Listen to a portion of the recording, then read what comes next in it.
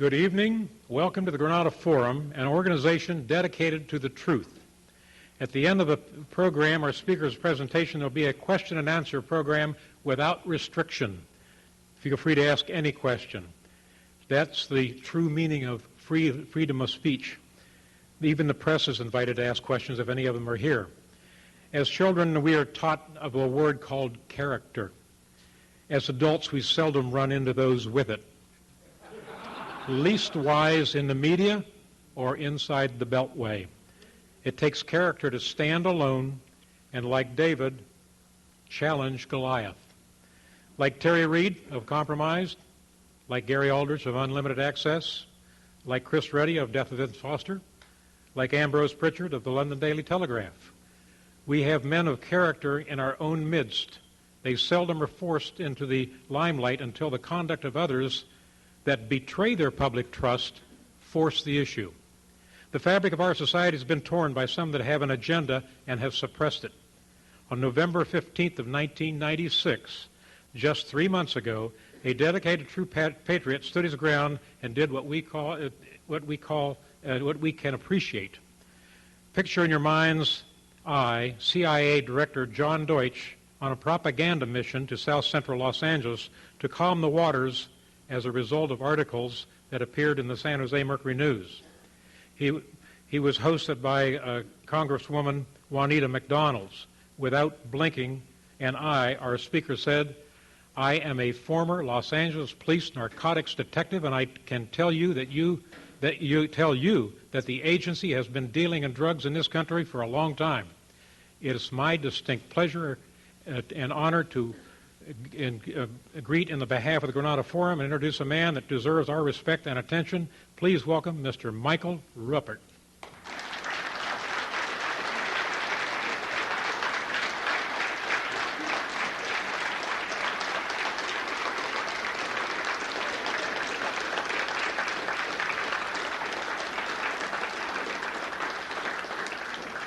Thank you. Thank you very much. I guess the first thank you I'd like to give tonight is to someone who's not here, Mr. Peter Ford of KIV Radio, who introduced me to you all and who made it possible for me to be here tonight. I did a show last night from midnight to 2, and it was a wonderful experience, and if what we do tonight is anything like that, I think we're all going to have a lot of fun. I'd also like to thank Ann, who was very kind to make arrangements for me tonight. In 19 years, this is the first chance, believe it or not, that I have had to address an assembled group of people on one issue and to teach what I know and to share my experiences. I've done it in snippets, I've done it on radio talk shows, but never with the opportunity to lay out some evidence and make a case, and I'm very grateful for that. It was a long wait. And I am here tonight in two capacities. If there's any lawyers in the room, I'll pray for you, but you know that in a court of law, they talk about evidence. And one of the first kinds, and actually the most preferred kind of direct evidence, is witness testimony. And all over the major media and in Congress, you hear statements that there is no evidence that CIA deals drugs. Well, a witness can raise his hand under oath in court, and that becomes evidence when he tells his story. And I have evidence to give you from my own experience. I am also here as a detective, if you will, although I have not carried a badge since November 30th, 1978. I consider myself to have been a detective working on one case for all these years. And so I'm going to present to you some of that evidence tonight. I want to start by giving you just a little historical background. And you'll see all these books on the table here, and I don't know if they're in frame or not. They're probably not. But you'll see The Big White Lie by Michael Levine, who is a former DEA station chief, or country attaché, they call it, from Argentina. He was present in Argentina in 1980 when the Central Intelligence Agency installed the government of Luis Garcia Meza, who was a cocaine lord, and gave him the whole country. And that was done in conjunction with the Argentine military. Garcia Meza's chief of security was Klaus Barbie, the butcher of Leon. Okay? So there was heavy Nazi infiltration into the Argentinian military. Mike Levine was there. He documented it. He protested it. And, of course, it fell into this black hole that those of us in law enforcement know so well. The next book that you see there is written by the only man that I'm aware of who has been at this longer than I have. And I'm going to hold this one up. It's called The Politics of Heroin. It was originally called The Politics of Heroin in Southeast Asia by Professor Alfred McCoy, published first in 1972. That's 25 years ago. Okay? It is a Bible for those of us who do this.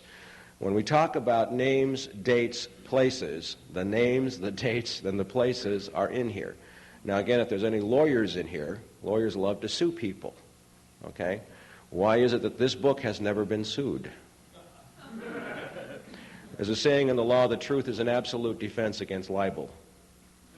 Okay? This is one of our major Bibles. It's in here. It was recently revised and updated to include all kinds of information on Iran-Contra. Okay? The next book that I want to show you, actually there are two, both written by the same authors. And these two men, I know both of them. They're both brilliant men. Professor Peter Dale Scott is a professor of English, believe it or not, at UC Berkeley. He got into this many years ago, and he has a PhD, and he is a dedicated researcher. His co-writer, Jonathan Marshall, is about as rare as a good lawyer. He's a good reporter. He works for the San Francisco Chronicle. He's an award-winning journalist. Neither one of these two books, which name names, dates, places, times, quantities, relationships, documents, have ever been sued. Ever. Okay, so when Jack Blum, who was the chief counsel for the Kerry Committee during the Iran-Contra era, recently testified to your friend and mine, Arlen Specter. He said, "We don't need to go out and investigate. We know." What he was alluding to is what is contained specifically in this book, which is all about Iran-Contra. Names, dates, places, computer logs, everything, it's all in here. Okay? We already know. We don't have to investigate. We know the CIA deals drugs.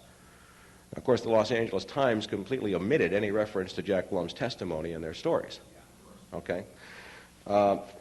These two books will give you anything you need to refute. You could take Oliver North apart with about 10 pages from this book alone and bury him.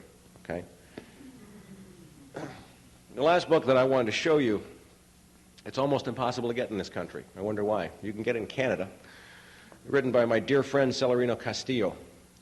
Celi was a DEA agent. He's a decorated Vietnam vet who served first in Peru, and then in the Iran-Contra era he served in Central America. He served in Honduras and Salvador and Guatemala. And he was at Ilopango Airport, which was the major Contra supply airport in El Salvador for the northern front of the Contra war effort.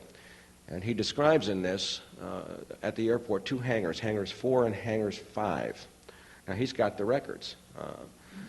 Hangar 4 was the CIA hangar. Hangar 5 was the NSC hangar, both controlled by Oliver North. He recorded tail numbers. He watched the cocaine being loaded. He talked to the pilots. He got the flight plans. He watched as the planes were given gratis entry across the border into the United States. He wrote reports. And what happened was Ambassador Edwin Corr, who is now teaching at the University of Oklahoma at Norman, came to Celi and said, "Leave it alone, bud. It's a White House operation." That's evidence. That's a clue. Celi had this wonderful experience of going to a formal dinner at the U.S. Embassy in El Salvador. And the guest of honor that night was Vice President George Herbert Walker Bush.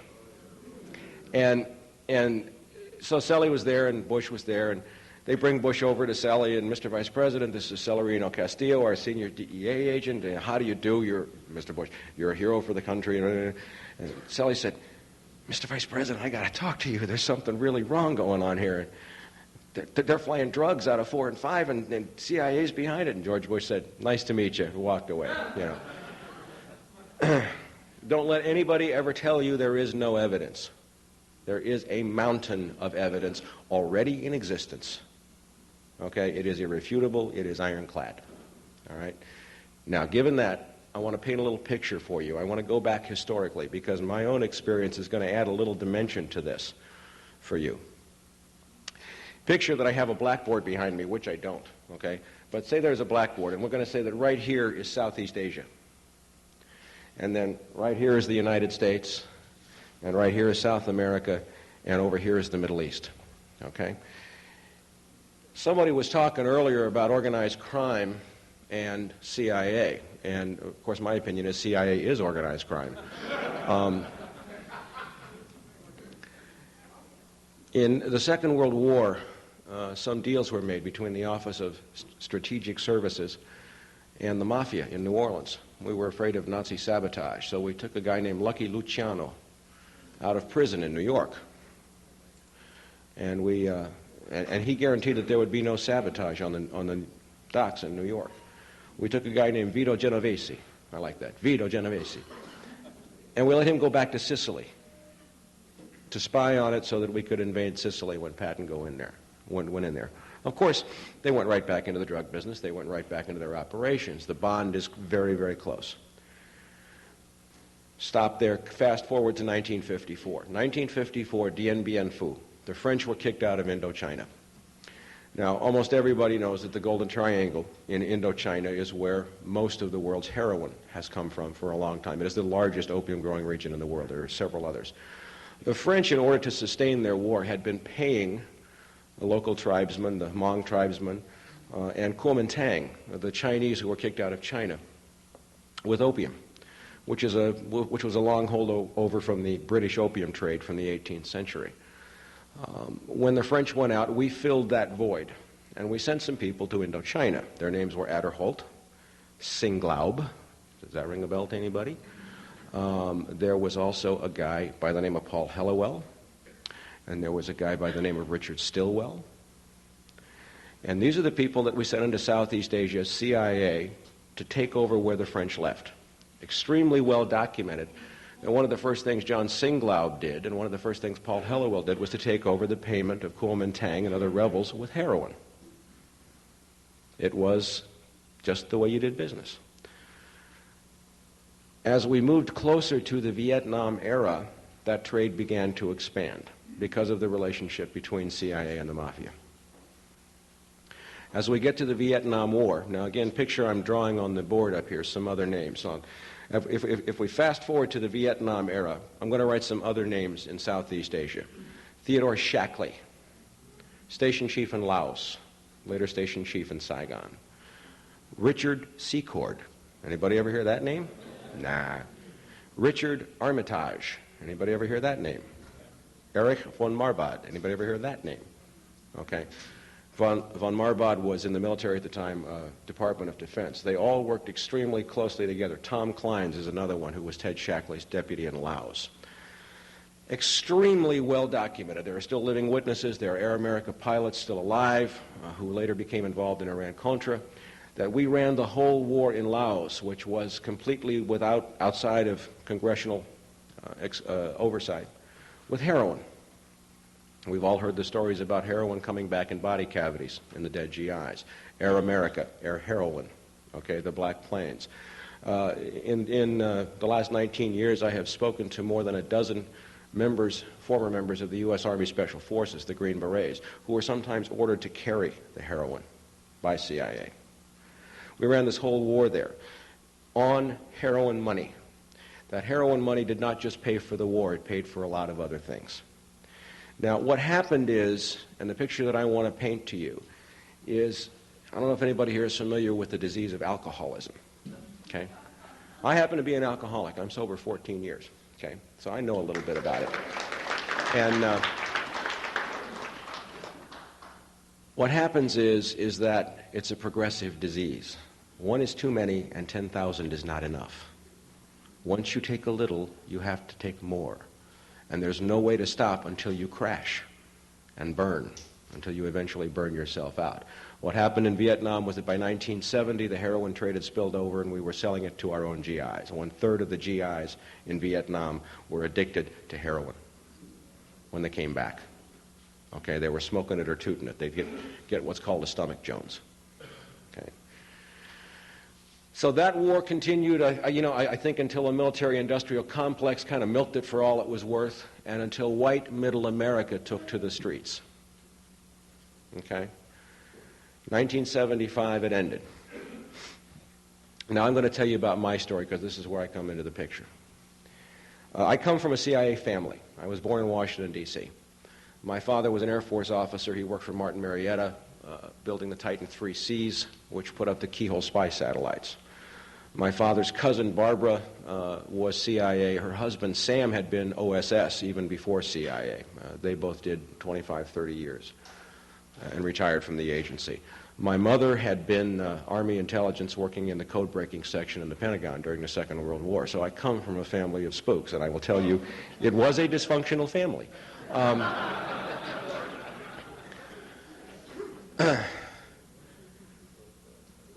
I was an honors student, I'm an honors graduate in political science from UCLA.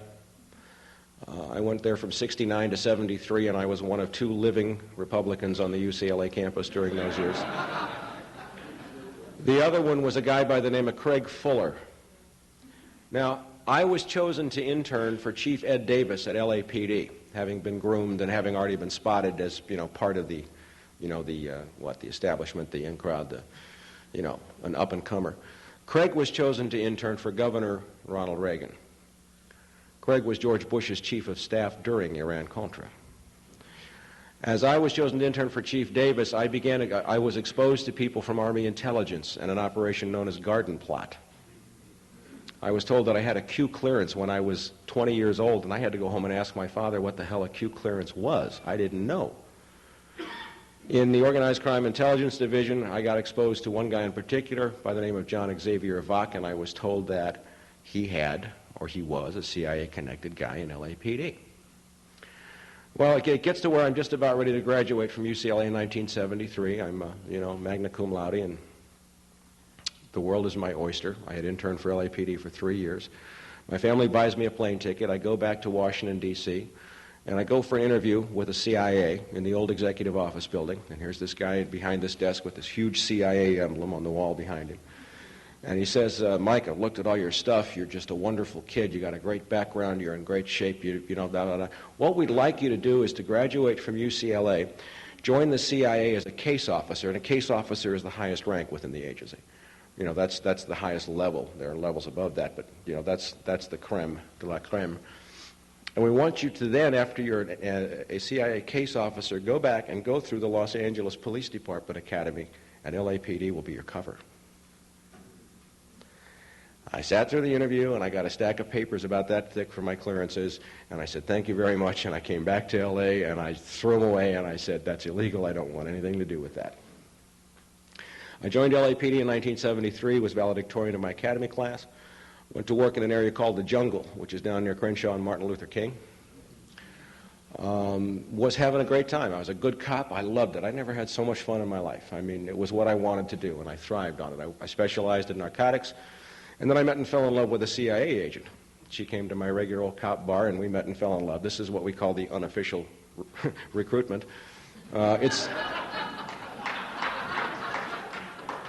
It was more fun than the one in the office, I'll tell you that.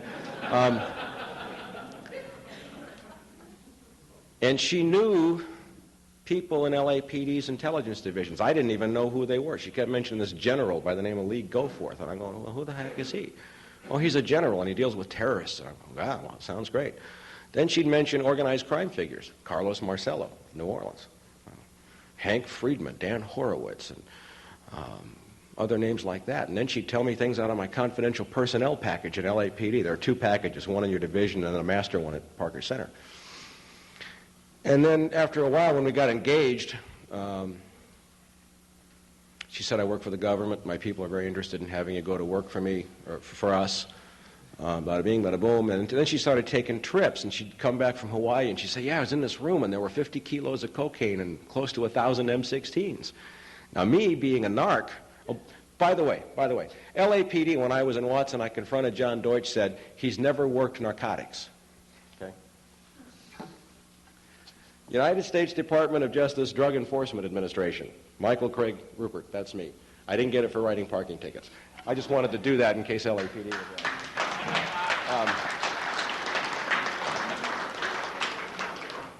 I said, look, if I'm ever in a room with 50 kilos of cocaine, somebody's going to jail. I mean, What's wrong with you people? I mean, here I had been on loan to Wilshire Narcotics a few times writing search warrants, happy to get an ounce, and she's talking about 50 keys, and I'm wow. And no, we never touch the drugs. What?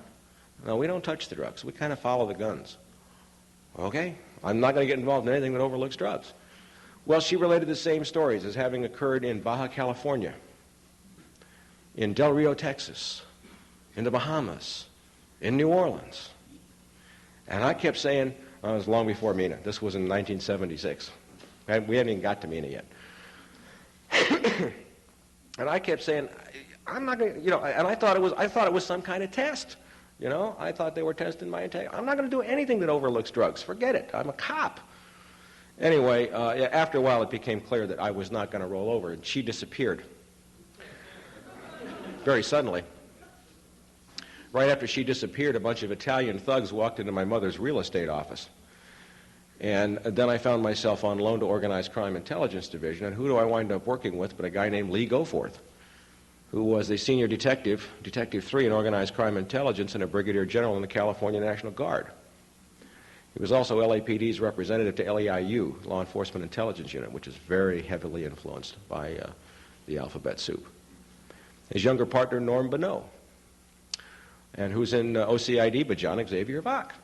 So now I'm having all kinds of weird things happen. Hang-up phone calls, burglaries, I'm getting followed. I have to spy on my mother, gather intelligence. This is a little stressful. In 1977, I got burglarized. Now, she left saying that someone was trying to kill her, and that was the cover. Somebody stole one of my guns. Somebody stole a photograph of her.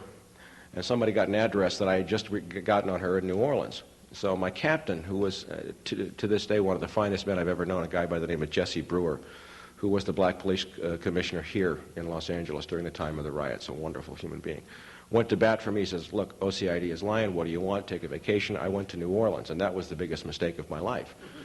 I got to New Orleans, and she's got an apartment with a scrambler phone, and I didn't know what it was. It's just like this 8-pound telephone, that looks like a normal phone, but it has a little thing that you plug into a wall socket. When you plug that in, and I had to describe it years later to an Air Force officer. He says, that's a KY-3. At the time, it required a TS clearance, a TS or crypto clearance. She had this black night vision device that she carried around in a paper bag. Naval and Air Force NCOs from Belle Chase Naval Air Stations were bringing her communiques. And it was funny because they'd be in civilian clothes, but they'd have the military shoes on, and their military ID card sticking up out of their shirt pocket. I mean, great disguise. And they'd bring these sealed communiques, and then there was this guy named Freddie, who had been a veteran of the 3rd Battalion, 5th Special Forces, who she went out with at night. And I got to meet a whole bunch of people who worked for a company named Brown and Root, major CIA contractor. They built Camaron Bay. They are one of the major homes of sheep-dipped employees. For those of you who don't know what sheep-dipping is, it's when CIA takes a guy out of the agency spy school and puts them in IBM or some company as their cover to go travel around the world. So all these people are shipping out for Iran. Oh, by the way, I didn't mention that Teddy grew up with the niece of the Shah of Iran. And she used to get letters all the time from Iran. And Teddy was American. And one time the Shah's nephew, Shahryar, came and picked her up, took her out to dinner. So anyway, I'm watching her make arrangements for all kinds of guns to leave. And then later I'm hearing her make arrangements for certain packages to be dropped off on oil rigs in the Gulf. And they would be stashed on the oil rigs down on the pilings. And bubbleheads, as they call them, deep sea divers, hard hats, would go down and pull up the packages of heroin at the same time that a service boat coming out to bring food would arrive at the oil rig, not subject to customs search.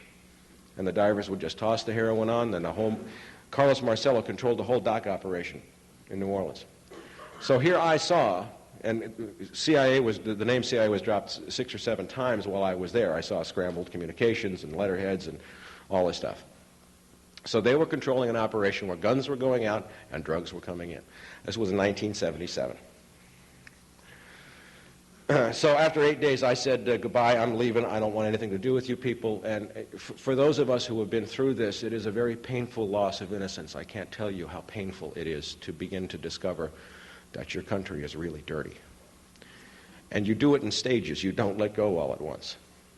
I came back, I told everybody, leave me alone, and they wouldn't. I kept getting followed, chased. I got shot at once in New Orleans. And I wound up going into a hospital for stress, basically because OCID said they were going to commit me under one of their psychiatrists. So I said, okay, I'm going into my own hospital, and I got tested 8 ways from Sunday, and they said I was perfectly sane, and I fought a little battle. It was injured on duty. I returned, earned the highest rating reports possible in LAPD, was about to be promoted, was on staff at the police academy, and the Iranian Revolution broke loose. And I started to make some more connections, and that's when I started getting death threats and burglarized. I wound up taking a tape-recorded death threat, and I asked to see Chief Daryl Gates. Where do you go if organized crime intelligence is lying to you? In LAPD, there is no place else you go but the chief. And I said, I got a problem, because Daryl Gates had just been made chief, and his bodyguard driver was a guy by the name of John Xavier Vach. And I said, I can't see Daryl while Vach's there because he's CIA. And I got a message back from Sergeant Pickering, a friend of mine who had relayed the message. Well, the chief realizes that somebody may be trying to kill you. He's kind of busy. He can give you 5 or 10 minutes in a week or 10 days. Would you like to make an appointment? I want to show you something.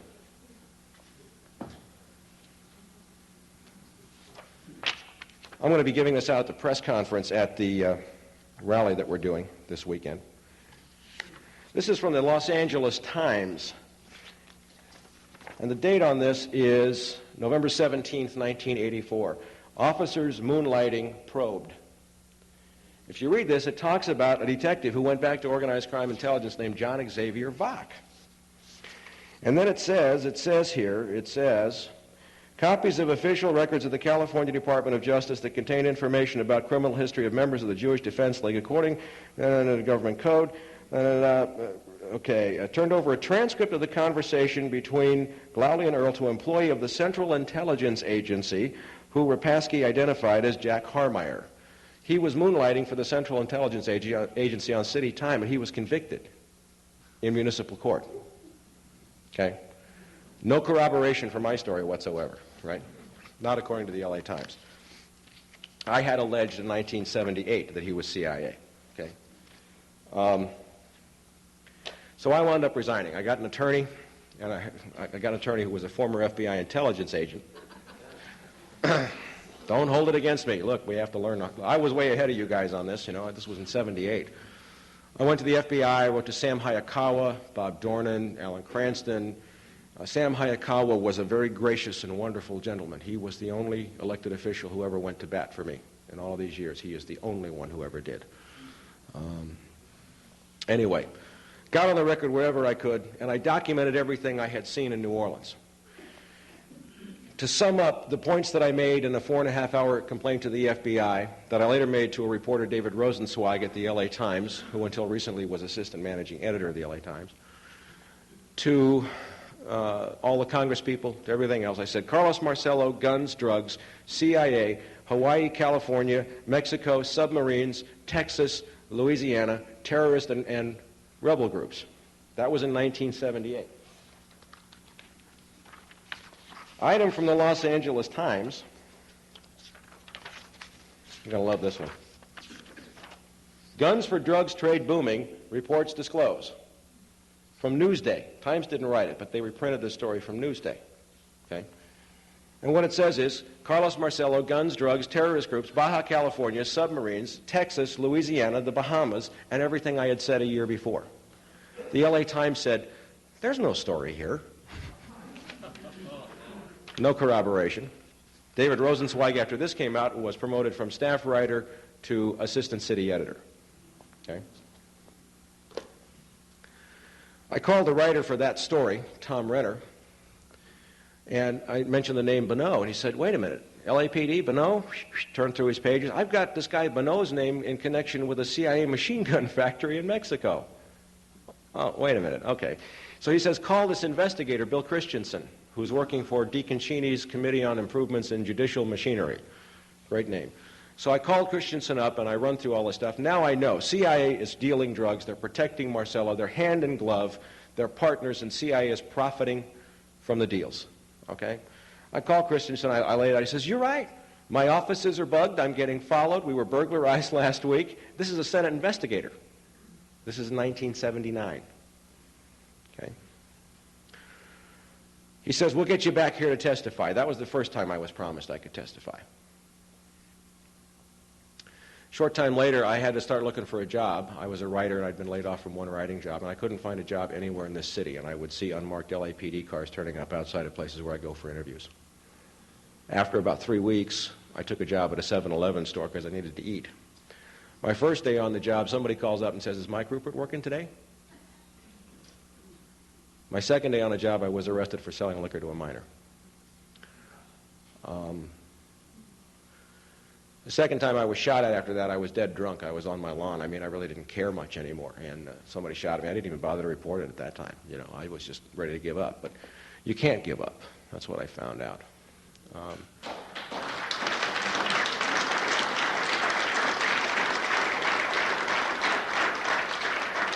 I wish I had a choice. I really do wish I had a choice. So I kept pursuing and pursuing and pursuing. And eventually, one reporter from the days when we had a paper in this town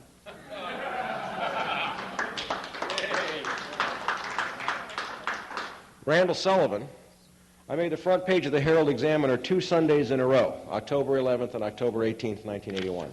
There's a full page. I love this part. It says, Mike Ruppert, perhaps LAPD's most intelligent officer. I really like that one. If I'm so intelligent, what am I doing this for? Okay, it lays out all the stuff about CIA, and it actually even finally mentioned down here, after the end of 2 parts in 2 weeks, CIA dealing drugs. So I am on the record in October of 1981. I even have documents back from the FBI saying that I said it back in 1980. So I do have a claim to some seniority here. What that gets me, I have no idea. Now, by this time, Ronald Reagan is president. Craig Fuller is assistant to President Reagan for Cabinet Affairs. Craig Fuller's name turns up in this article. I had a letter from Craig. Anytime you're in Washington, come and see me. I'd love to see you. So I fly back with Part 2 under my arm. October 26th, 1981, I'm invited into the West Wing of the White House. And I get into Craig's office in the basement. Now, the Senate was going to say that, Senate Intelligence was going to say I was never there, because 2 original White House letters were burglarized from my home just 3 months ago. The same day that a senior investigator for Senate Select, Al Cummings, called me and asked me if I had original letters on White House stationery. He's been very helpful, by the way, though. I mean, he told LAPD he was doing an active investigation. Yeah, we were trying to get these letters, and everything Mike says is true, and we had trouble faxing them and all kinds of shit. Excuse me, I said a bad word. So anyway, I get into Craig's office, and just for the record, Craig's office, if you're looking at the West Wing, you go in through the portico, you take a hard right past the receptionist, and on the far side of the reception area, there is a very steep and narrow staircase because it's built over so many years. You go down to the bottom of the staircase, you take a hard right and come back, and he had the corner office facing Pennsylvania Avenue and 17th. Tell me I wasn't there. Okay. I sat in his office, and we talked for a while, and then I said, Craig, you look, CIA's really heavily infiltrated LAPD, and CIA is complicit in bringing drugs into this country, and it's wrong. Now, I'll tell you exactly what Craig said. He did not move, he did not breathe, he did not anything until I changed the subject. Okay? Not, oh my God, I'm a public servant, and what you're alleging is a great outrage to the American people. It's an offense to the Constitution and any sense of decency possessed by any human being anywhere in the world. Not, my God, this is terrible, somebody needs to look into this is awful. He just sat stone silent. And then George Bush made him his chief of staff in the second Reagan term. Now, I remember walking out of the White House and saying to myself, self, where do I go now? So I came back to Los Angeles, and it was one of several times I tried to put all this behind me, and of course events just kept catching up again, because in 1981 Oliver North was just getting started. Now, in January of 82, I went to UCLA, which was my school, and I sought out the ranking expert on Middle East affairs in the political science department, a guy named Paul Jabber. You're going to love this story. So I go to Paul Jabber's office. Now, by now I've pieced some stuff together about why the guns are going and where they're going. And I've narrowed it down to probably the Kurds, maybe the Baluchis, and it had to do with arming a group in Iran to fight somebody, mildly in connection maybe with the revolution, but I wasn't sure. But I had names of people like Shackley, and we'll get to that in a minute. So he says, my God, Mike, your analysis is brilliant. Did you know, by the way, that I was a CIA consultant and a State Department consultant for Jimmy Carter? Gerald, I feel like God's following you around with this stuff. And I said, no. And he said, listen, I have secrecy oaths, and I have these agreements that I've signed. I can't tell you outright. But why don't you go read the New York Times on these dates, articles by C.L. Schultzberger and William Safire, and look up the Kurds and tell me what you think. So I went and did it, and I pieced it all together. And what happened was, on March 3rd, 1975, April 1975 is when Saigon fell. Remember the context of history. March 3rd, 1975, the Shah of Iran and Saddam Hussein signed the Treaty of Algiers. We had been arming the Kurds for decades to fight against Iraq so that Iraq could not attack Israel. Okay? Through Iran. And what the Shah said was, Saddam, if you give me the Shah al-Arab waterway, I can double my oil exports, and I'll cut off all aid to the Kurds, and you can massacre them, and then your army's free to do whatever you want to do. So they shook hands at the Treaty of Algiers, March 3rd, 75. Within weeks, about 8 to 10,000 Kurds were massacred. So I pieced it together, and I went back to Paul Jabber, and I said, well, what happened was then, in order to keep the Kurds alive, they used the opium smuggling routes, Kurdistan being, by the way, the second largest opium-growing region in the world, to smuggle out opium, which was made into heroin and sold here, to buy the guns to keep the Kurds alive. He says, you're absolutely right.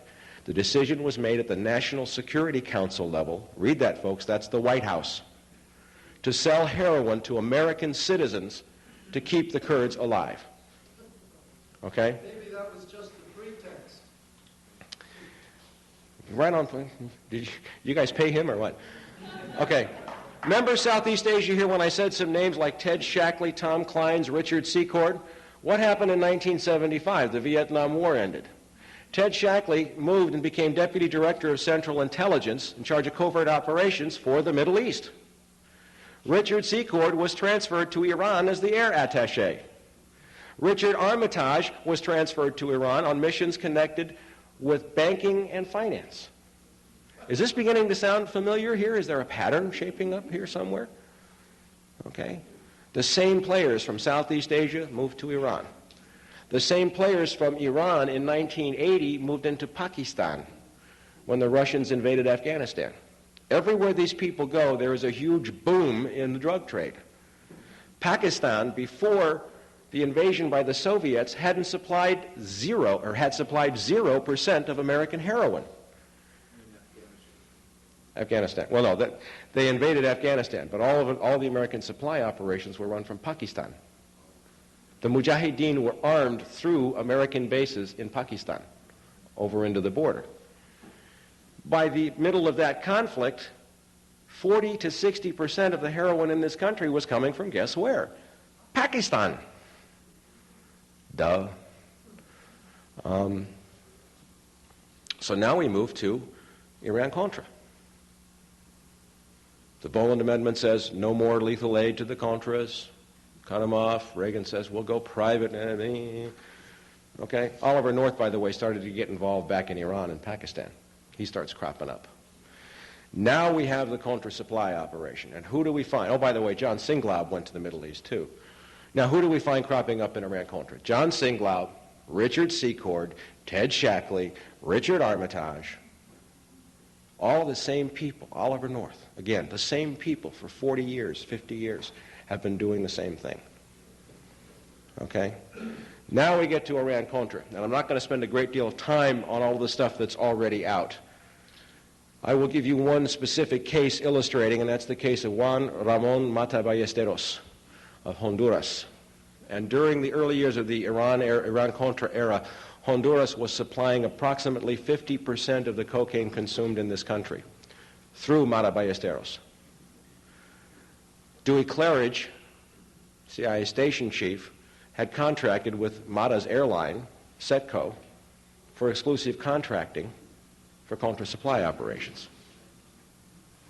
DEA station in Honduras was ordered closed in 1982. Juan Ramon Mata Ballesteros was very closely connected with a Mexican cartel run by Felix Gallardo and Rafael Caro Quintero. Everybody remember Kiki Camarena? Kiki Camarena was investigating Gallardo and Quintero.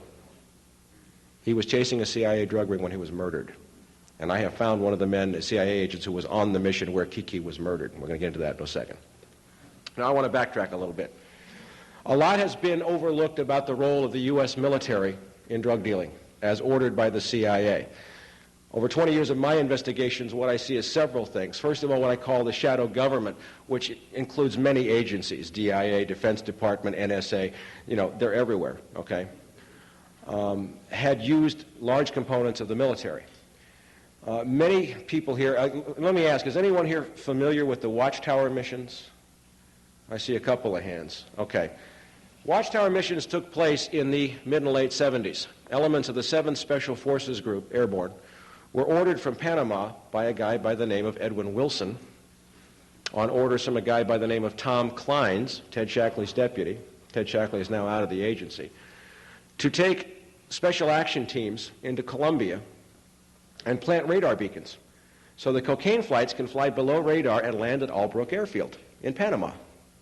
Special Forces troops were there, including one William Tyree, as Manuel Noriega meets the aircraft, along with Ed Wilson and a guy named Michael Harari of the Israeli Mossad. Okay? There were 3 series of these missions, each commanded by a different Special Forces colonel. All of these Special Forces colonels are dead. Actually, there are 5 Special Forces colonels who have been murdered: Baker, Rowe, Cutolo, Malvesti, and Bayard. Okay? It centers around an affidavit called the Cutolo Affidavit. These are some of my documents relevant to Watchtower. And I'll tell you right up front that the affidavit of Ed Cutolo, colonel at 10th Special Forces, he went from the 7th to the 10th, this is the cover sheet, was not written by Colonel Edward Cutolo. One of the reasons why I know that is because he refers to the Panamanian Defense Forces, and Ed Cutolo was murdered in 1980, and they weren't named the Panamanian Defense Forces until 85. Okay? But everything in his affidavit has been corroborated. He left files with people at the NSA, and I know who the people are. Well, we're not going to discuss names there. Every aspect of the Watchtower missions has been corroborated independently by other affidavits. We fast forward to 1978, 79, 80. Cutolo is now commander of 10th Special Forces Group Airborne at Fort Devens, Massachusetts, and we have an operation known as Orwell. Due to the massive CIA drug operations, they were afraid of leaks. Now remember, when I left LAPD, it was November 30th, 1978. Orwell was at its peak then.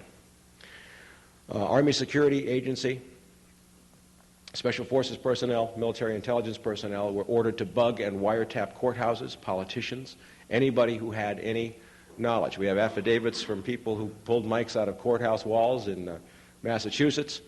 They did John Kerry, they did Tip O'Neill, they did anybody, any politician who might expose these operations. Now we have a Sergeant Bill Tyree who's on these missions, who had been on the missions in Central America, who had been ordered to do these surveillances, and he wanted out. He got sick to his stomach. He had enough. This was not American to him. His wife had been keeping diaries. They murdered his wife, and they framed him for it. We have affidavits from people saying he wasn't even at the murder scene. We have a letter from the district attorney who prosecuted the case, who was gay, who was being blackmailed by Special Forces, saying, please destroy the videotape showing the murderer other than Tyree coming out of the bedroom window. Okay, there's so much proof that he's been in prison now 18 years. I talked to him yesterday. Okay, and as we move along with this case, we get more and more information about Watchtower. This, I will hold up for you here, this is what the Army has to say about Watchtower.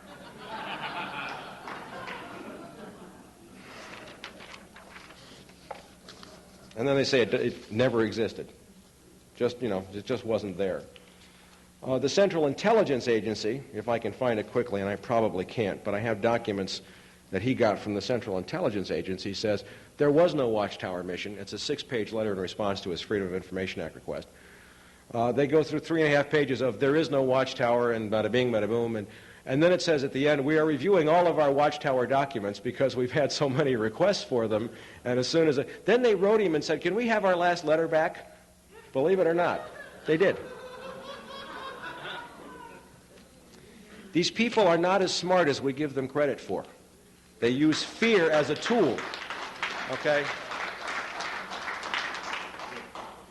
There is so much evidence about Watchtower, and I have spoken to many Special Forces people. This came out, by the way, through Bo Greitz, who I've met several times. After Paul Neary of the National Security Agency died of natural causes, it was forwarded to Bo, and Bo started to release it in the early 90s. And there is a ton. I mean, if this guy ever gets a trial, he's free. And in my speech Saturday at the rally, I'm going to be talking about Bill Tyree. I'm going to be talking about the 12 or so members of Special Forces who have shared with me the shame they carry, okay, at having been ordered to do things like this. Now I want to get to someone who's even going to make you feel worse, if that's possible. Thank you. Pardon me, I'm going to hit the glass. This is the guy that I get to take credit for discovering all by myself. Again, I have such wonderful luck. Colonel Albert Vincent Carone. In this copyrighted report that I wrote in 1994, I called him the missing link between Iran-Contra cocaine operations and organized crime. This man was 20 years with the New York Police Department, a detective who happened to be involved in a couple of very key NYPD cases known as the French Connection and the Prince of the City, for which my colleague Jimmy Rothstein, a retired NYPD detective, deserves great credit as having uncovered the CIA links to both cases. Okay? This is a picture of Colonel Albert Carone after his retirement from NYPD. He was caught sodomizing two 12-year-old boys, and they gave him a pension. He had been a bagman and a CIA operative for his whole career. He is the counterpart in NYPD for what they wanted me and others to do at LAPD. Except for, this guy died, by the way, in 1990. I've held his personal phone book in my hand. Let me backtrack again. The death certificate when he died, we call it the CIA flu. The death certificate read, chemical toxicity of unknown etiology. His liver and brain self-destructed over a period of 6 months, and no doctor of about 11 doctors who treated him could figure out what was causing it. I've held his phone book in my hand, Colonel Albert Carone. And in that phone book, I found William Casey's home phone number in Locust Valley, Long Island. I found the home phone number for Paulie Castellano. Anybody know who Paulie Castellano is? He's the guy who took over the Gambino crime family. Matty the Horse Ianello. Pete LaCavoli. More mobsters than you can shake a stick at. Now, I found a couple of other names in the phone book. Go back to Southeast Asia. Remember when I wrote on the board up here? Paul Hellawell and Richard Stillwell. Home phone numbers. Also key players in a bank called the Nugan Bank out of Australia, which was the CIA's drug bank, who had Bill Colby as its chief counsel. This is a clue. This is a clue. Okay. He went on a mission to Mexico in 1985 with a guy named James Robert Strauss. I have no idea how long I've been going. Okay, James Robert Strauss, who used to brag about having taken quiet walks on the beach with Richard Nixon. I hope they weren't too close. And he came back from this mission saying, my God, we killed 2 DEA agents. We massacred a whole bunch of innocent civilians in Chiapas. You know that there's a revolution going on in Chiapas now. And I've lost my stomach. I can't do this anymore. He had been laundering cocaine profits from the CIA through the mafia for about 25, 30 years. And he lost his stomach. You know, not after sodomizing the boys or killing people or anything, but when 2 DEA agents finally killed, something clicked, something is wrong. Do we have any other evidence?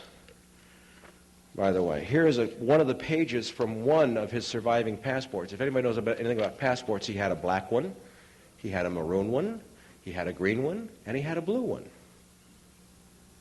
In 3 different names. Here's a passport stamp showing 3-day circuits from John F. Kennedy to London Heathrow to Nassau, the Bahamas. Could he have been laundering stuff? I don't know. We have some bank account numbers at NetWest, National Bank of Westminster, and Coots & Co., one of which is still alive. His daughter has it.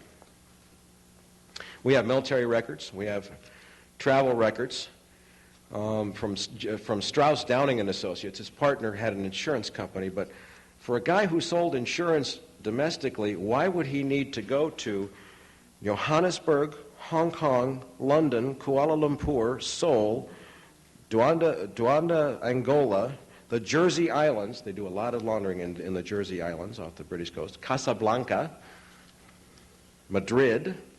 I mean, I got 5 pages of travel records. Okay. When Albert Caron died of chemical toxicity of unknown etiology, several things happened. Every military record of the guy disappeared. His New York police pension disappeared. His bank accounts disappeared. His insurance policies disappeared. His driver's license record in New Mexico disappeared. Every record of this man was sanitized in the space of 3 weeks. His daughter, Dee Caron Ferdinand, who I love dearly and who was one of my closest friends, was left utterly broke and bankrupt, wiped out. She wrote to Pete Domenici's office and sent a picture of this photograph saying, my father was a colonel. And the Army said he was a sergeant in World War II, and that's what they buried him as, a master sergeant. Pete Domenici's office called her back and said he rented the uniform. Okay. All right. Well, then we'll just have to assume that 12 years earlier he rented a uniform as a major with exactly the same decorations.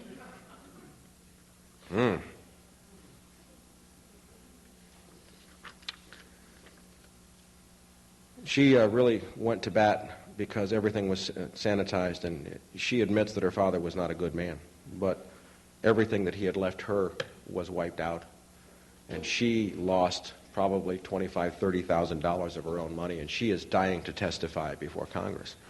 I went out and met with her in 94, and 93, actually, and gathered all this information, wrote my report, talked to the doctors. I mean, here's some of his diplomas from intelligence school and so on and so forth. And he was he was involved with people flying drugs in and out of Mid-Valley Airport, and Mid-Valley is a counterpart to Mena. The only reason why Mena is so popular now is 2 reasons: because of the size and quantity of drugs and because it was Bill Clinton's state. But there are many Menas in this country. Don't confuse yourself here, folks. Many Menas, everywhere, okay? So after doing all this investigation, photographing everything that I could, I said to her, well, from my research and all these years of study, there's only one guy in the world I can think of that you need to talk to who can help you do anything about your father's case. His name is Ted Shackley. By the way, did you know that Ted Shackley, when Oliver North ran for Senate, was leasing Oliver North office space for like $5 a month? No connection. No connection. So she finds a guy named Robert Mayhew who's living in New Mexico. Mayhew puts her in touch with Shackley. Now her father's buried and the headstone reads Staff Sergeant. After 3 years of trying to get that changed to Colonel, she calls Ted Shackley. 6 weeks later, the headstone says Full Colonel. We have before and after photographs. We have a copy of the order, which she's an Italian from Brooklyn. She stole it. What can I tell you? We have a copy of the order directing the change, okay? No connection. No connection whatsoever. This case, if we pull this one, we'll really pull it apart. But how many cases like that are there? There's dozens. There's dozens and dozens and dozens of cases. I want to talk about one more case. Anybody recognize this guy? Colonel Jim Sabo. full colonel, United States Marine Corps, Chief of Air Operations, El Toro Marine Air Station. Murdered in 1991. Now, what's significant about 1991? Cold War had been over for about 3 years. Iran-Contra was over. Why was he murdered? This guy, by the way, was about as straight arrow as you can get, devout Roman Catholic. His wife went to Mass every day. He went, every day that he could. The family man of doom, the best family man you could ever imagine. Spotless Marine Corps record. He caught C-130s flying on to El Toro with 1,000-kilo loads of cocaine. His brother is one of the main speakers at our rally on Saturday, Dr. David Sabo. Now, the Naval Investigative Service said that he committed suicide. Now, why did they say he committed suicide? Because he sent a bookcase to his son on a military flight that was flying empty from point A to point B. And they were going to ruin his career for that dishonor. It happens all the time, folks. If the space is empty anyway, who cares? And he says, you're not going to do that to me. He was going to blow the whistle. According to the Naval Investigative Service and the Marine Corps, Colonel Jim Sabo went out into his backyard with a 12-gauge shotgun, shoved it so hard into his mouth that he sheared off the uvula at the back of his throat. Now, if you're going to commit suicide, why do you put yourself through all that stuff just to commit suicide? The funny thing about the Sabo murder case is that he aspirated blood for 10 minutes after they said he blew his brains out. Now think about that for a minute, folks. If you're dead, you're not breathing. How can you aspirate blood after you've killed yourself? It's impossible. They also found a deep skull fracture on the back of the skull right back here with a hematoma. You don't hematoma, it doesn't sound like it sounds like a dance. You don't get hematomas if you're dead. That's a result of the body trying to heal itself and fluid rushing to the wound. Somebody knocked him out, boom, let him lie on the ground for 10 minutes with a skull fracture, inhaling blood before they shoved a shotgun so hard down his throat it sheared off his uvula. Okay? This report contains the reports of 8 different forensic pathologists who have all said this man did not commit suicide, he was murdered. The brother, Dr. David Sabo, is a medical doctor who lives in South Dakota. He's been fighting this case nonstop since Jim was murdered. And he's winning some cases. His attorney now is Daniel Sheehan, who people have many mixed opinions about, who was the head of the Christic Institute back in the 80s, but Danny's doing a good job with this case. What happened with the Marine Corps and the Navy, as Dr. Sabo tried to fight this, was there were some loyal Marines who snuck out some records and some notes which said, "Get David Sabo." The Marine Corps went after his medical license, saying that he was saying that people should do illegal things, and of course that didn't go anywhere. But they have the documented records about a strategy designed to make Dr. Sabo lose his medical license. They are trying to move ahead with trial, and he just won a major decision in the U.S. Ninth Circuit here in California, not on the CIA issue, but granting him broad discovery to subpoena the military records regarding the cocaine activities. So, again, David Sabo will be one of our speakers Saturday, as will Celly Castillo. Mike Levine was supposed to come. He wound up with 102 temperature yesterday after testifying for about 2 weeks in San Diego in a case where 2 agents murdered a sailor down there. And he's been ordered back to New York to go to bed, so we're going to miss Mike, but he's here in spirit. So I guess what I want to say to you is this. This is bigger than any of us think. They've been flying in drugs all over this country. They've been dealing drugs to Americans for 40 or 50 years, but go back to the analogy that I gave you before about the drunk on a binge. Okay? We can see that it's been getting worse and worse and worse. They have utterly corrupted the criminal justice system. When we have a guy like Stanley Sporkin sitting on the U.S. District Court in Washington, D.C., you know who Stanley Sporkin is? Retired Chief Counsel for the Central Intelligence Agency. He sits on the bench on the U.S. District Court in Washington. His email messages read to Stanley from Ali during the Iran-Contra era.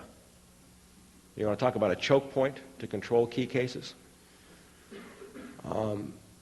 I have spoken to people who used to work for a company called E-Systems in Texas. I see old Bob going crazy over there about E-Systems. Their children, one of them had her son murdered because she discovered E-Systems. E-Systems makes all the encryption devices for the NSA and CIA. There is not a secret that the government has that E-Systems does not also have. Sitting on the board of directors of E-Systems is Admiral William Rayborn, retired director of Central Intelligence. We have documented E-Systems CIA flights dropping massive loads of cocaine into Lake Tawakoni, landing at the E-Systems airport in Garland, Texas. Okay, there is proof. There is an enormous amount of proof. What do we do? Okay, what do we do? All right, 20 years. I want to share with you my experience, strength, and hope, having looked at this for 20 years, being a graduate of political science from UCLA, having knocked on every door. There isn't a thing you can think of that I haven't tried. Okay, I want to tell you what we do. And I'll tell you that there were times for me in the 20 years that I've had incredible depressions, incredible heartache, incredible disillusionment, utter hopelessness, knowing and believing that I was going to die and never see a day of justice. And I'll tell you, I think I'm beginning to understand how a slave felt, knowing that he was going to die, and that neither he nor his children would ever have any hope of seeing freedom. And there were times when I thought, and I used to manage the largest gun store in the state, B&B. And I got so much good information out of B&B because we sold to all these feds, and they'd come in. I'd say, yeah, come on back and shoot this MP5. And the guy would just start blabbering all kinds of stuff to me. It was wonderful. There were times when I wanted, like others, and I will not criticize them, to go to the hills. You know, I have no family. I've never had children. I was told that if I ever had children, they'd kill them. Then I thought about going to the hills and giving up and waiting just for a chance to go out fighting. But I will tell you what I have learned in 20 years, that it takes more courage to stand up and talk than it does to fight.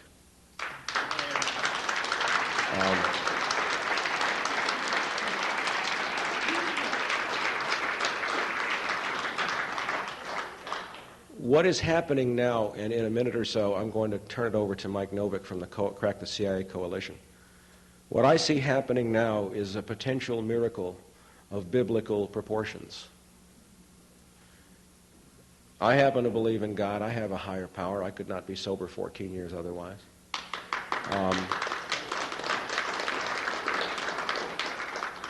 I do not believe that my God has ordained for me suffering. I don't believe that he has ordained an Armageddon. I don't believe that he has asked me to do anything but to do the right thing in faith one day at a time. What's going to happen Saturday is that, in one sense, the lion is going to lay down with the lamb. These people who are in the Crack the CIA Coalition, of which I have been a part now for, I guess, about a month or so, 6 weeks, whatever, are people you would not ordinarily associate with. On a daily basis, I work hand in hand with a former Black Panther. Okay? There are people from socialist organizations, and there are people from labor parties, and there are black militants, and there are Indians and Hispanics and Democrats, you know.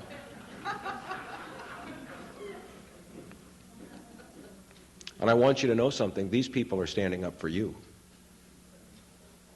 These people plan to go to the street to say CIA is dealing drugs and it's wrong, and they plan to stand up, which is the most courageous act we can do, to go to the street and exercise First Amendment rights, and they're doing it for you and me and the stockbrokers in New York and the rich housewives in St. Louis. And they're putting aside all of their differences, saying this is not about anything but right and wrong. Okay?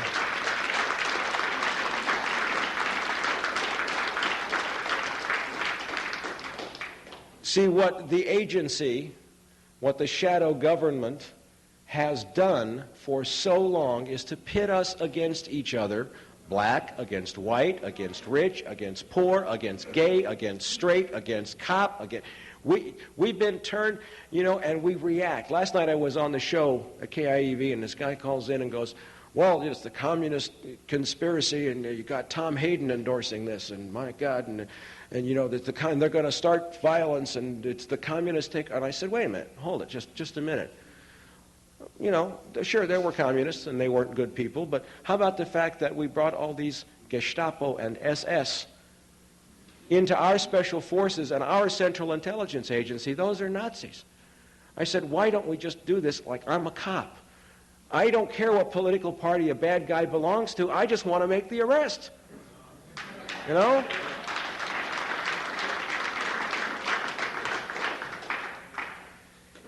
If we can do what I'm hoping we can do on Saturday, we will have 10, 15,000 people in the streets, and I pray to God some of you are there.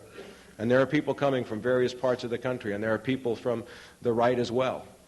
And we can have a show of Americans standing up in the street for American rights, so that when we do get justice, everybody can go back to doing their own thing. But if we do not hang together, we shall all surely hang separately. Okay?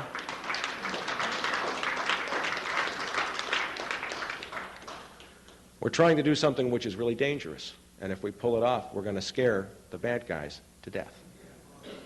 Okay? We are going to make a statement when they look through the crowd and see who's there, and see that we can pull this off nonviolently, peacefully, with enthusiasm and cooperation. This is something that hasn't been done. It takes more courage to stand up than it does to fight. It takes more courage to talk and to say, I believe, and I am willing to say, you are wrong. Because we're afraid of the ostracism. Well, let's stand up together and see if we can't change something. I'm going to call up on Mike, and we'll let him talk for a few minutes. Then we'll take questions.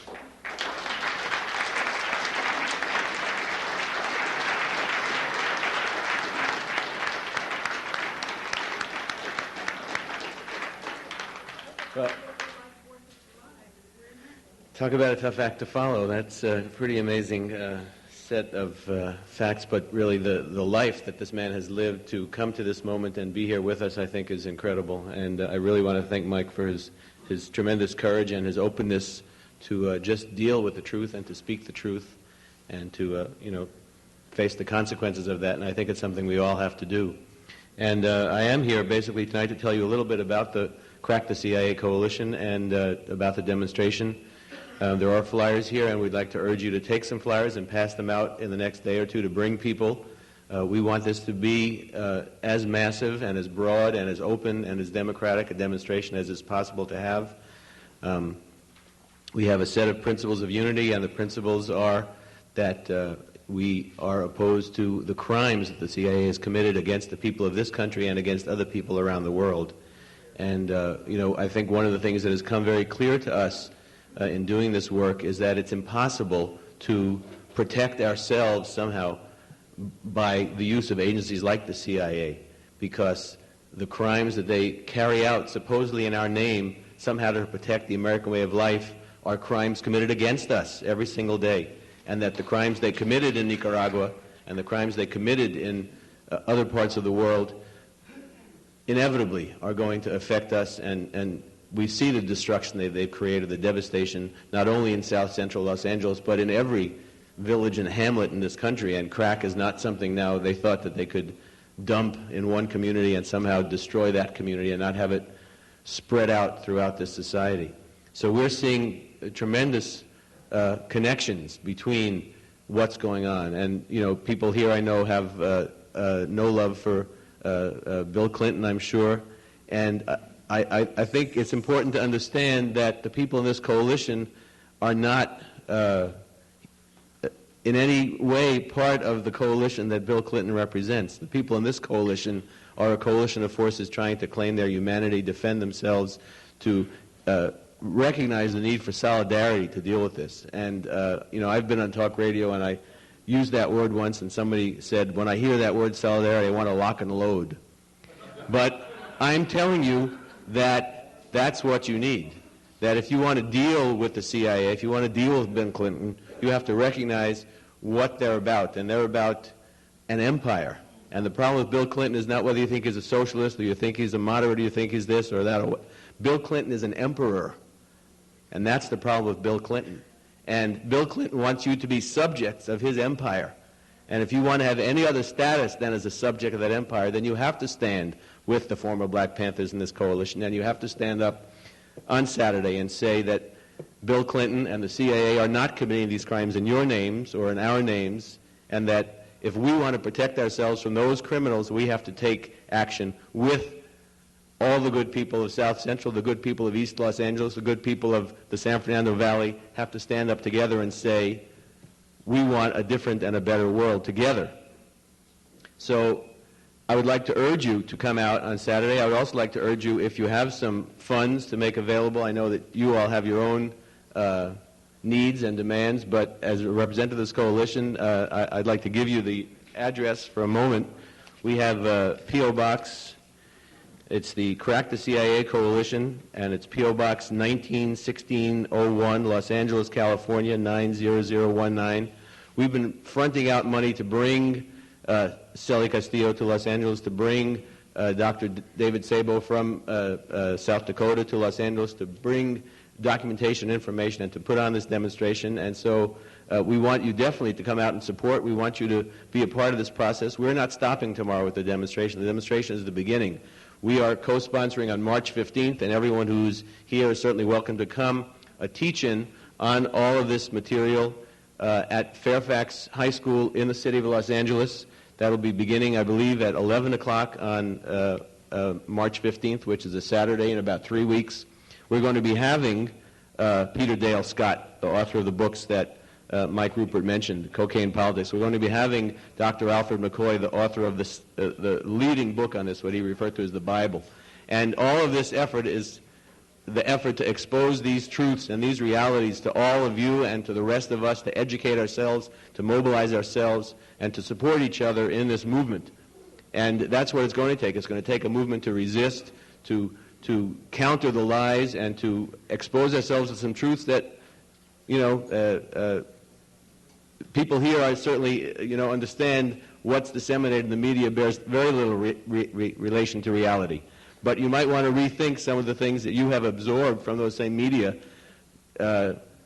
criminalizing and castigating and demonizing people on the left who might have something to share and something to offer you, demonizing people who've stood up. There's a man named Michael Zinzan, for example, who is involved with the gang troops, a former Black Panther, not closely involved in this coalition, but he is somebody who files were taken out of the LAPD to prevent him from running for the city council in Pasadena. These crimes go on and on and on, and they will not be stopped unless people stand up and say no more. So we're trying to do that on one particular day, but in a very long-term way, and we're happy to dialogue about these things, and I thank you for the time. I thank Michael for his tremendous presentation, and I think we all owe him a tremendous debt of gratitude.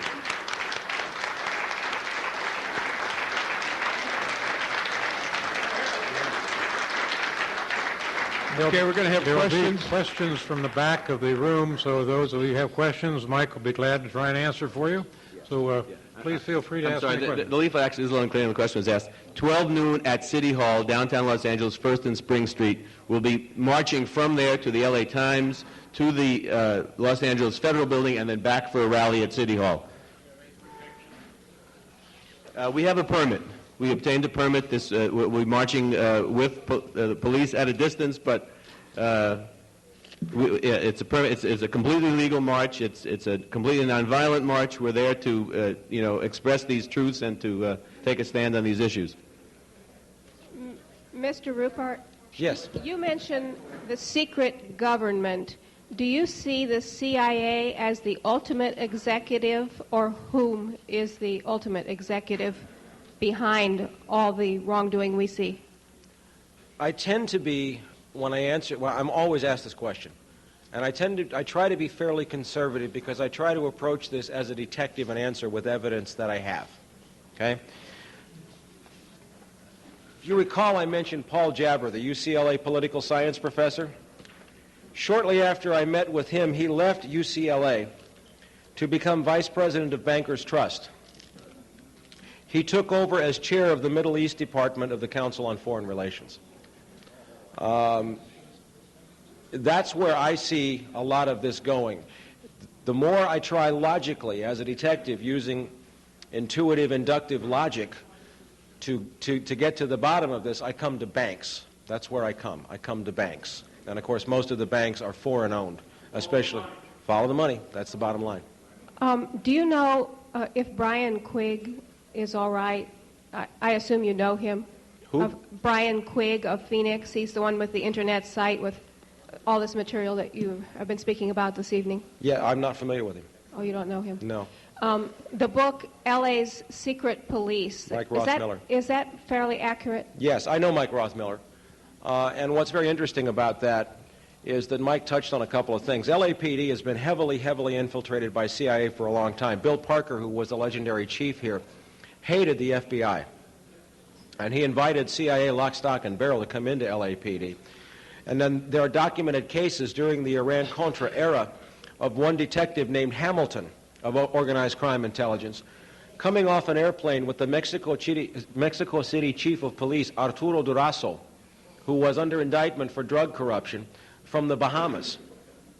What's an LAPD detective doing with the Mexico City Chief of Police on a flight from the Bahamas? Daryl Gates made a statement in 1992 that the only position he would consider in a second Bush term would be Director of Central Intelligence. My question for Daryl is, what are your qualifications? Okay.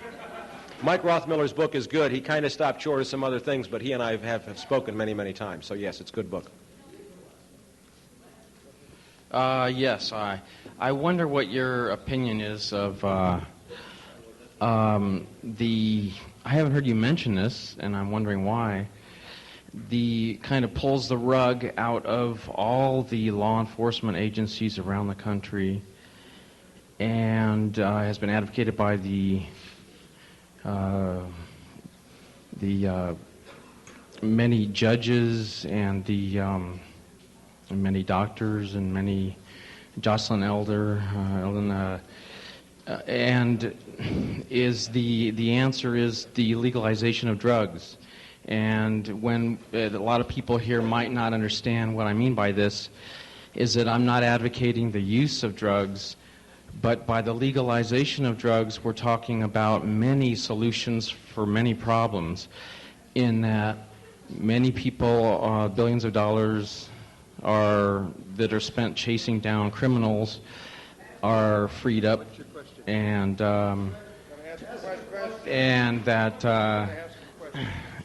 that many crimes committed by these so-called druggies aren't committed because it's legally gotten. I guess I'm wondering what your opinion. I mean, it's just the simple solution for a whole lot of problems, and I'm hoping everybody here thinks on this for a while, because it is the awesome solution for a whole lot of awesome problems.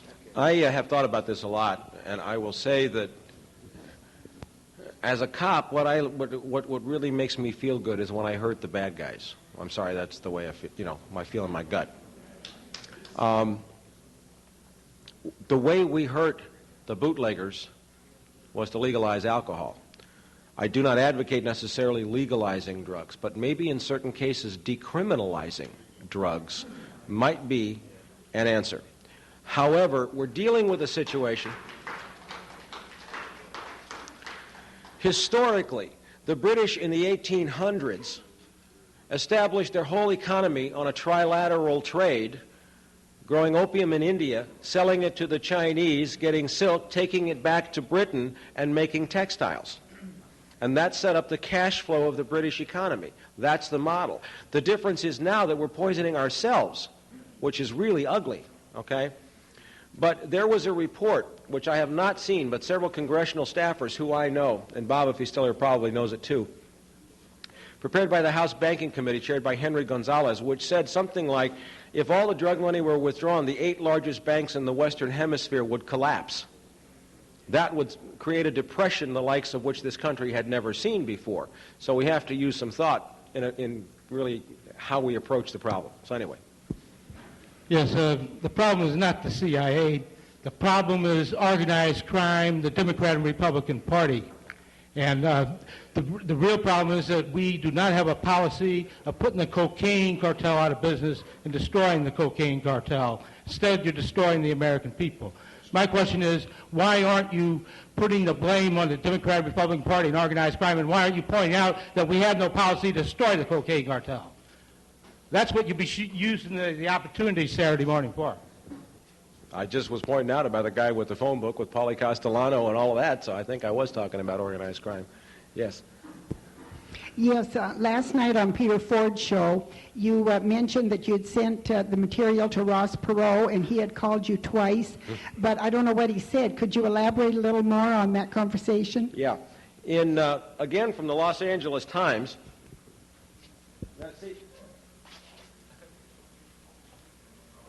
This is what I do when I'm around the press. I've been published in the Los Angeles Times. I don't say anything unless I have it right in my hand, and I'll back it up.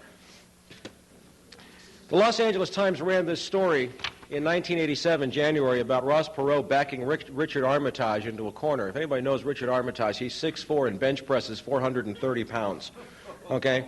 And this short little floppy-eared Texan with a big nose got him in a hallway in the Pentagon and backed him into a corner. And the issue was CIA dealing drugs, Armitage's involvement, and the POWs connected in Laos who were left behind. Oh, yeah. Okay? Ross Perot was sent to go see Vice President George Bush. And Bush said, go see the FBI, and threw him out of the White House. Ross Perot cost Bush the 1992 election. Okay? Now, I wrote to Ross Perot in 1990. And I sent him all the stuff and my stories and everything. And one day the phone rings, and it goes, Mr. Ruppert, this is Ross Perot. How are you? And I'm going, Jesus, and I just came out of my chair. It was him. And he said, I want you to know that I've read every word that you have sent me, and no one has pursued this longer or harder than you have. You should give it up. He said, I must know 20 or 30 former military officers and law enforcement officers who discovered the same thing, and they all had their careers ruined, their lives ruined, their, everything. They do the same thing to everybody. You'd think they'd try something different. I do a pretty good Ross Perot after all this time. And he said, but they don't because it works. And then Ross Perot said to me, Mike, even with all of my resources, I don't know why I pursue it. I can't get anywhere. The answer is not money. The answer is people in the street. The answer is people standing up together expressing their will. Okay? Now, I want to tell you a secret. I was the press spokesman for the Perot movement in 92 here in Los Angeles County. Now, I've kind of parted ways with Ross just because of the way he pulled out, and I'm not going to go into that now. But what I saw in 1992, we had our little headquarters on Ventura Boulevard in Sherman Oaks. We had a list of 15,000 names of people who wanted to volunteer. People who had never voted before in their lives. People who had never held any hope that there was any way that their voice could be heard in this country. And what Ross Perot did was to tap into that wellspring of discontent which is lying just beneath the surface in this country. And that's what we're trying to do with this rally and with this demonstration.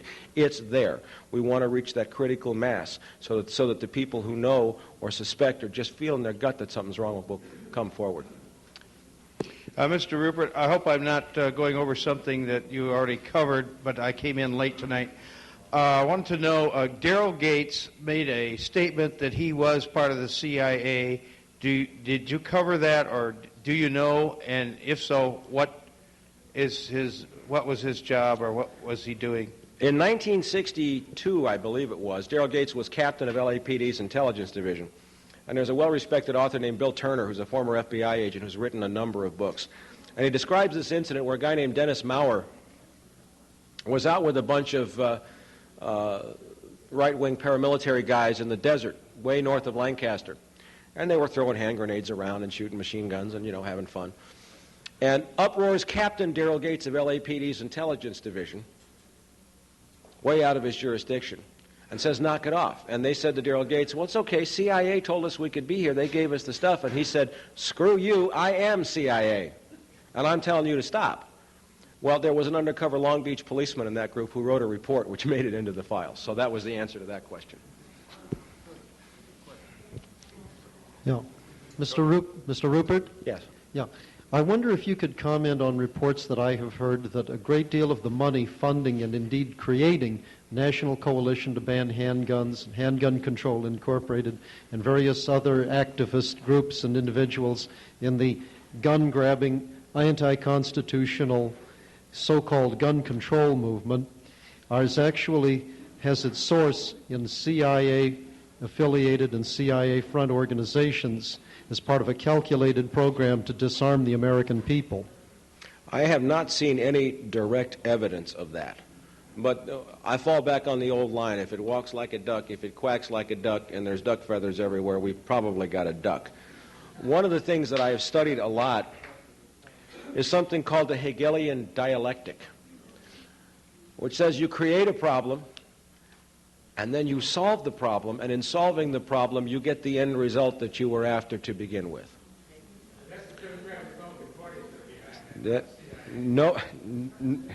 Nobody can dispute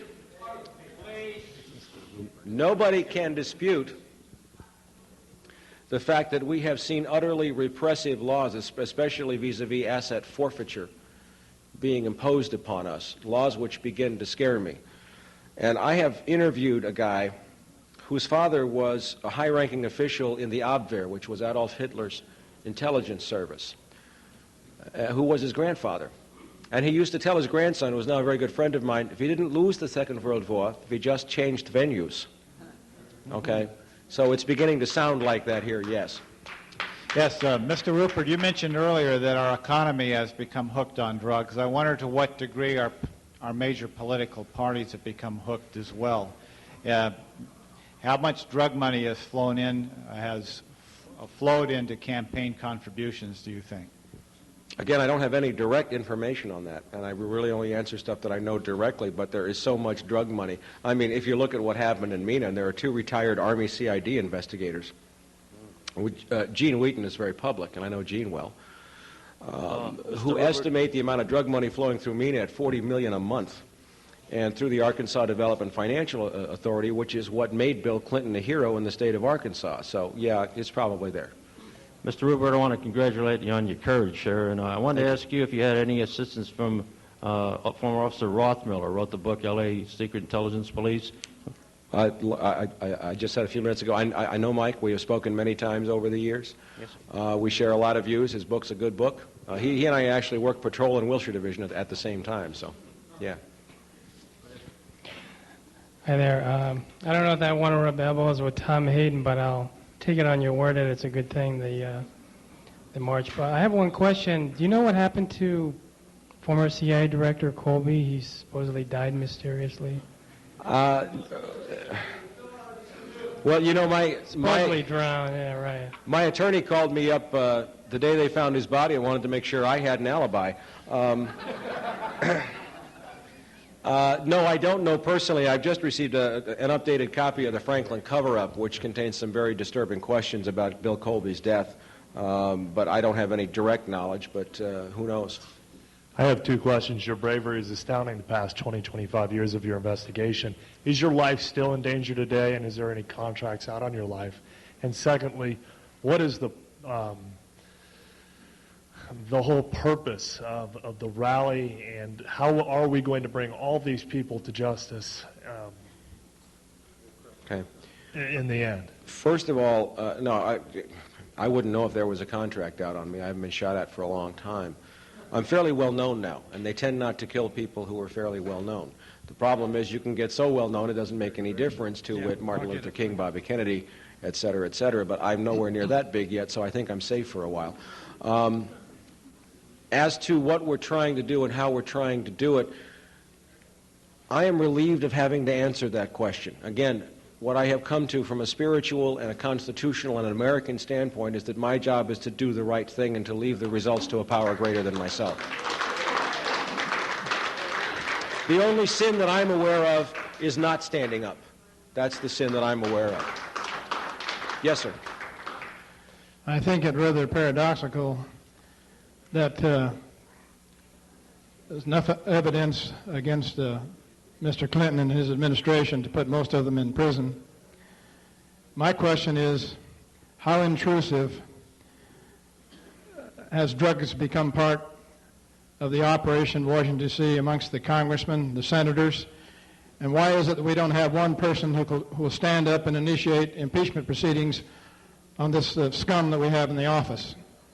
Now, does drugs have an effect here, and why is it we're not getting anything done? All investigation and no prosecution. Drugs have an effect everywhere. In the Cotolo Watchtower affidavits, there's the story of one congressman named Larkin Smith who tried to stand up, who was looking into the Tyree murder case. He was flying on an investigation when his plane crashed and he was killed. Hale Boggs. They kill congressmen. They can kill presidents. Maxine Waters walks a fine line. She is a Democrat, a member of the minority party. She doesn't chair any committees. She is chairwoman of the Black Caucus, yes, but she alone, as a member of Congress, doesn't have the power to stand up. I am going to make it very clear in my speech Saturday that where the people lead, Congress will follow. We have got the cart before the horse. We can't expect anybody to do for us what we will not demand that they do by ourselves. Okay? We have to stand up together. Congress ain't going to listen until we do. Yes, ma'am. Yes, thank you very much, Mr. Ruppert. It is very clear to me that you are a very holy man, and you are totally surrounded and protected by the love of God wherever you go.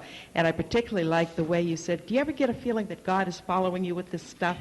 I love it. Thank you very much. I do have a question. It's very clear to me that it's AAA, all about addiction. There is no easier way, is there, to control people than to get them addicted. Now, whether it's called legal drugs or illegal drugs, a drug is a drug is a drug. I would like to know if you know how far and to what involvement the American Medical Association is involved in this. Thank you. I sometimes feel like I would have to be God to answer some of these questions.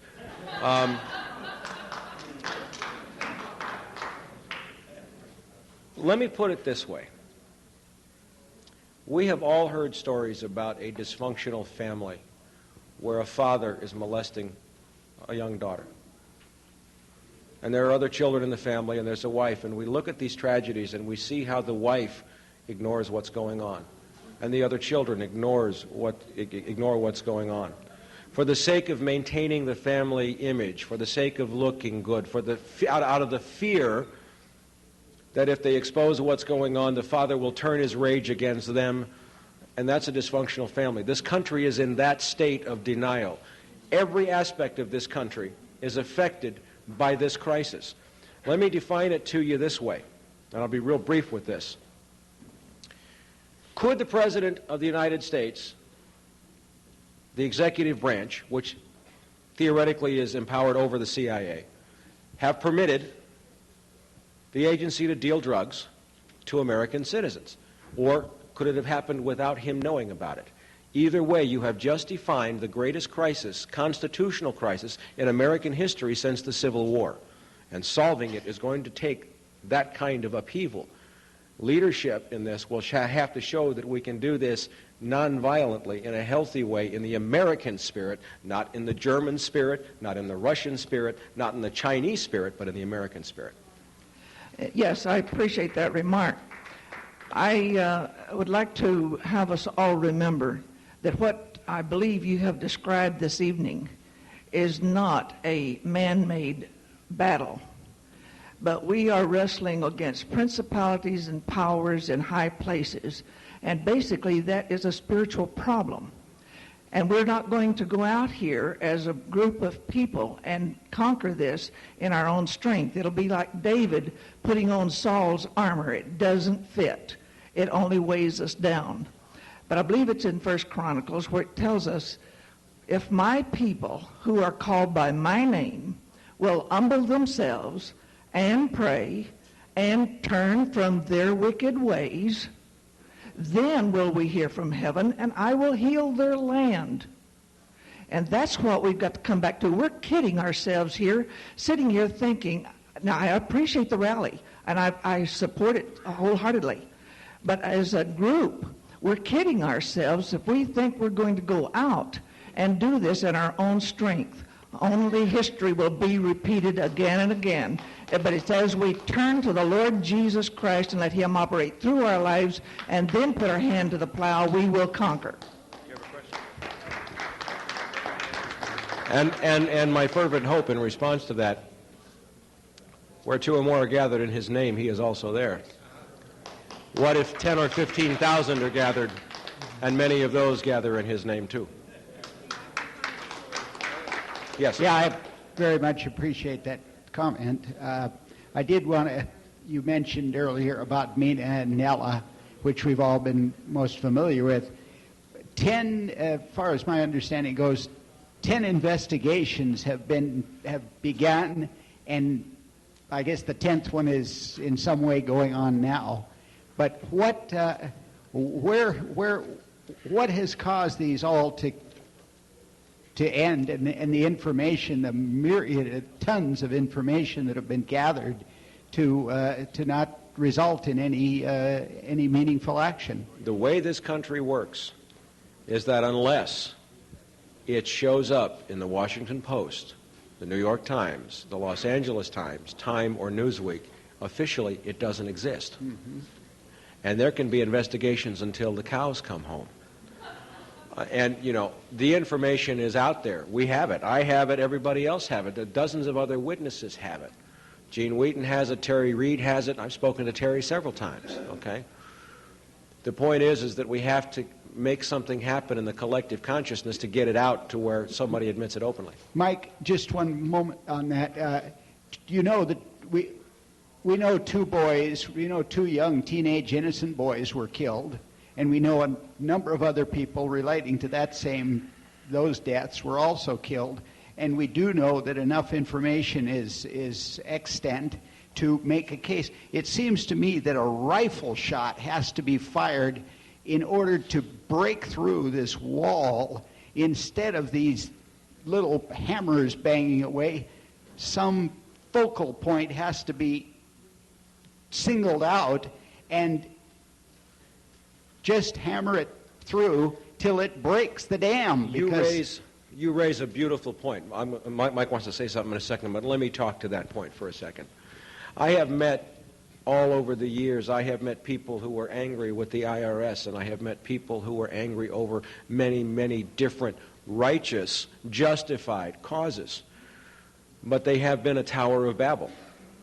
As I view this from a political standpoint alone, I see the single issue of CIA and drugs as being the one single issue which can crack the armor. And when will the armor crack? The armor will crack when a farmer in Iowa and somebody in St. Louis and Wisconsin and Colorado, who's middle America, who's, wakes up and catches on to this, that's when the armor will crack. And as far as I'm concerned, and I have many opinions about many other issues, publicly I speak only about CIA and drugs, because that's the one where I think we got a chance to win.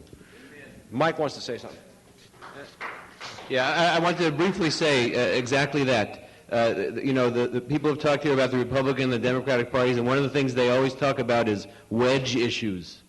And they always want to try to drive a wedge. They want to drive a wedge between blacks and whites. They want to drive a wedge between Latinos and whites, between blacks and Latinos. They're constantly looking for issues on the theory of divide and conquer. And when they mean conquer, that's what they want to do. They're not just talking in figurative terms. And we're looking for some cement. We're looking for things that are going to wedge us together in a way. And we're looking at this as we say, crack the CIA. We want to find something that is going to affect the conscience and the consciousness of many, many people to see our commonality and our common struggle.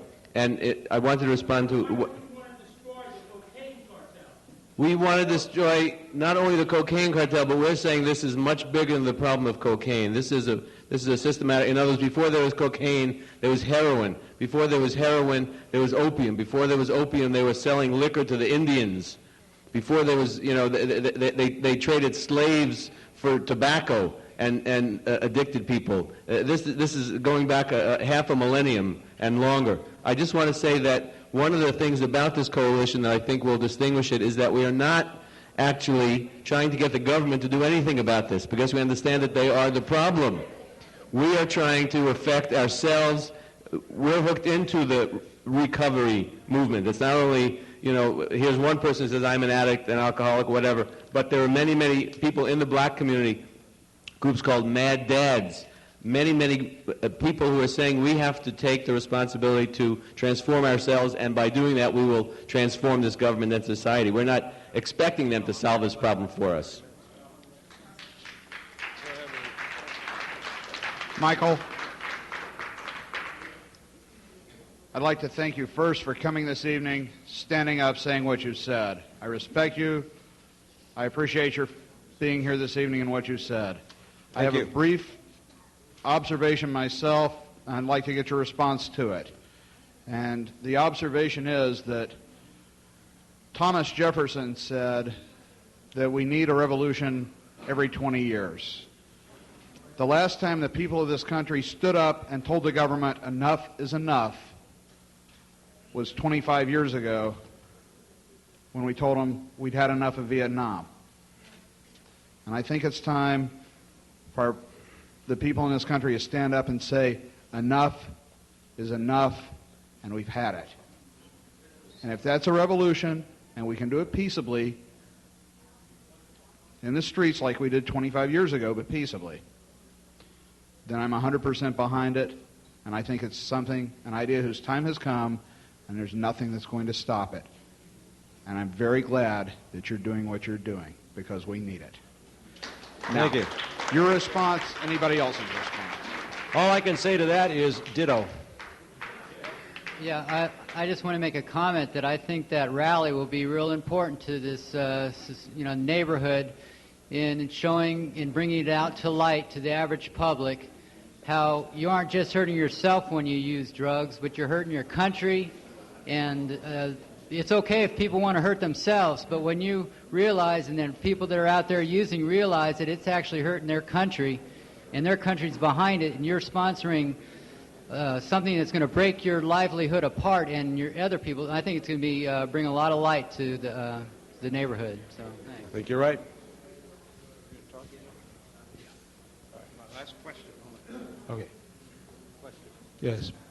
Unless you demand that the government destroy the cocaine cartel and organized crime, who have done all this damage to the American people, you're not going to get the American people behind you. You're not going to get American justice. My question is, why don't you have a plan to destroy the cocaine cartel, and why don't you want to make the government do that? I want him to answer. We have to fix the government first. We can't get a government that doesn't respond to us to do anything in our interests until we fix the government. You're going to be there tomorrow morning. Why don't you make that demand in front of the press, and for the press to print that why isn't the government destroying the cocaine cartel? They are the cartel. It's nice to have a spirited group, and on behalf of the forum, we want to thank Mike Ruppert for an interesting talk. Please bear with us. Looking forward to having you come back. I do hope you do. Thank you very much. Appreciate it. In the meantime, got a quick announcement here. The Helping Hand Fund